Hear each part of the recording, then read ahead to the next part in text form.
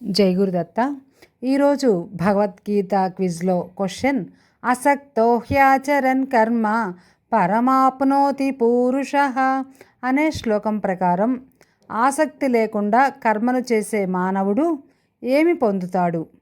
Option A ధనం, option B ఖ్యాతి, option C పరమపదం, option D శక్తి. మీకు సమాధానం తెలిసిన వాళ్ళు కామెంట్ రూపంలో తెలియచేయండి. అలాగే నిన్నటి భగవద్గీత క్విజ్లో క్వశ్చన్, తస్మాదసక్త సతతం కార్యం కర్మ సమాచర అనే శ్లోకం ప్రకారం మనిషి ఎలా కర్మ చేయాలి? దీనికి ఆన్సర్ ఆప్షన్ బి, ఆసక్తి లేకుండా ఎప్పుడూ కర్తవ్యాన్ని చేయాలి. అందరూ కరెక్ట్గా చెప్పారండి. ఇలాగే రోజు భగవద్గీత క్విజ్లో పాల్గొందాం, గీతా జ్ఞానాన్ని పెంచుకుందాం. జై గురుదత్త, శ్రీ గురుదత్త.